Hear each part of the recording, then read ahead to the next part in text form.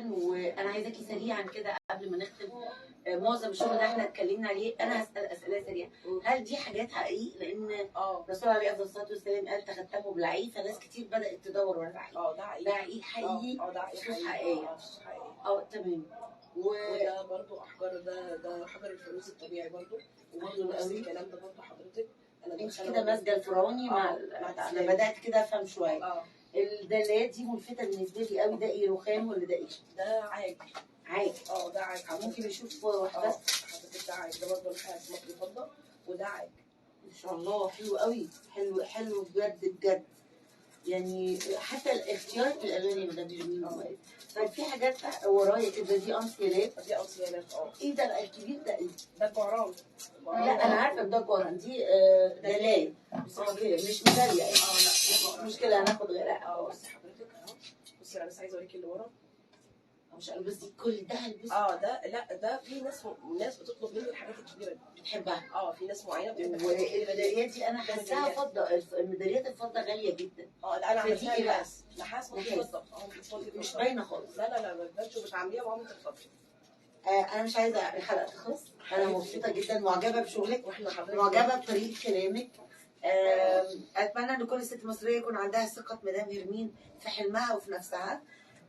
جرت العاده ان احنا كل سنه في نهايه السنه بنختار مجموعه من السيدات بتكرم دوليا، مش بس جوه الحلقه او داخل مصر. لما بعتنا شغل مدام هرمين لاكتر من جامعه، لبت دعوتنا جامعه طيبه، ودي جامعه عربيه سعوديه كبيره، ومنحتها درجه الدكتوراه الفخريه في الصناعه الخاصه بيها. واحنا كمان تولينا ان احنا نختمها رسميا عشان يكون معاها افاده. انا ببارك لها وبقول ان كل واحده فيكم تقدر تكون زي مدام هرمين، تقدر تكون شاطره وناجحه. هي حلمت وتمنت ان الحاجه اللي بتحبها تقدر تعملها بايديها. مدام هرمين مبروك، الف مبروك ليكي، وده اوسكار التميز والابداع، والف مبروك. ربنا يبارك في حضرتك. احنا اخترنا حضرتك القلب، لان في قلب كل واحد فينا حلم صغير انت كبرتيه وحققتيه، الحمد لله، فبقيتي جوه قلبنا كلنا. الف مبروك، وانا فخوره بيكي جدا. ربنا يبارك فيك. ويا ريت تقولي كلمه لجمهورك، وكلمه لزوجك اللي ساعدك، وكلمه لاحمد. انا متشكره جدا جدا، ومتشكره دكتور صافي. يا رب كده، حب الناس عامه نعمه كبيره قوي قوي. وبشكركم، وبشكر كل الناس اللي واقفه ورا الكاميرا، لان الناس تعبانه معانا من الصبح والله. ربنا يجزيهم خير. مؤسسه مولاتي دي مؤسسه دوليه، وجامعه طيبه، والاعتماد والافاده. جزء حضرتك اسمه ايه؟ السيد. تقولي له ايه النهارده بعد ما ساعدك كام سنه؟ هو ساعدني من يوم ما بدات اشتغل كتير. انت النهارده فرحانه ان انت قدرتي تثبتي له ان انت على حق؟